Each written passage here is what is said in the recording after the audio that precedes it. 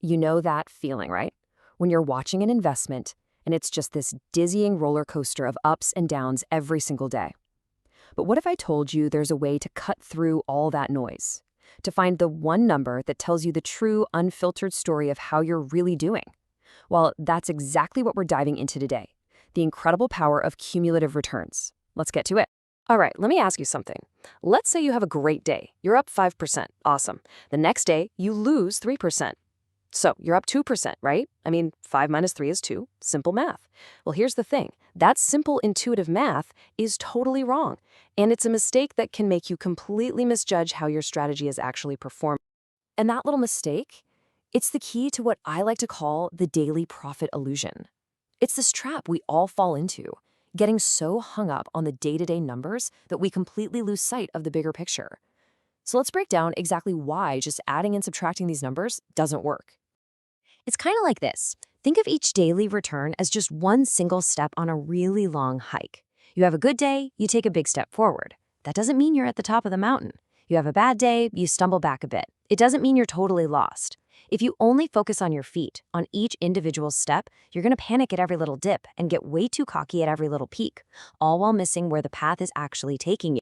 Okay, so this right here, this is probably the biggest, most common mistake people make when tracking their performance. So you've got 3 days of returns, right? A 5% gain, a 3% loss, and then an 8% gain. The temptation, the easy thing to do, is just add them up. 5 minus 3 plus 8, that's 10%.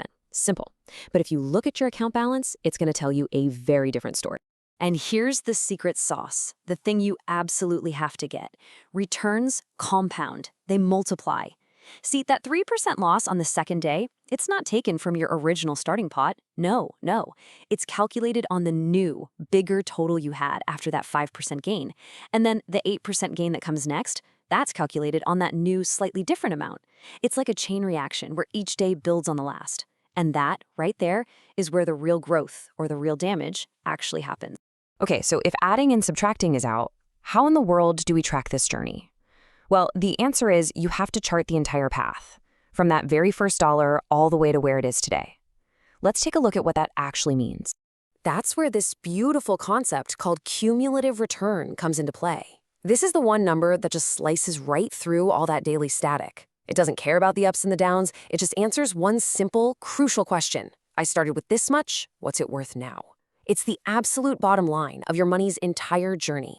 All right, let's make this super practical. Let's meet our hero for this story, a $10,000 investment. We're going to send it on that 3-day journey, using those exact same returns we were just talking about. Okay, you ready? Let's follow the money.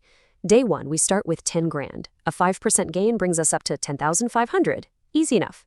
But now on day 2, we lose 3%, but it's 3% of our new total of the 10,500. That takes us down to 10,185.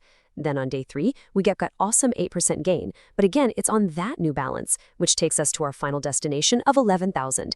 And boom, right there, that is the magic and the reality of compounding in action. Now, just imagine for a second, what if we plotted this journey out, not just for 3 days, but for weeks, months, even years? The picture you would create is, without a doubt, the single most important chart for any trader or investor. It's called the equity curve. What you get is the equity curve.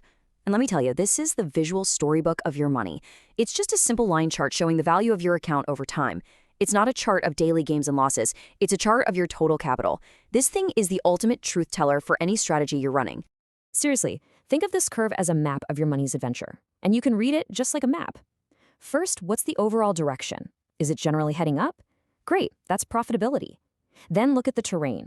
Is it a nice, smooth line, or is it super jagged and crazy? That tells you about your consistency versus your volatility. The valleys, the dips in the map, those are your drawdowns, the painful losing streaks. And just as important, the map shows you how long it takes to climb out of one of those valleys and get back to a new peak. Okay, so this map is cool and all, but how do we actually use it in the real world?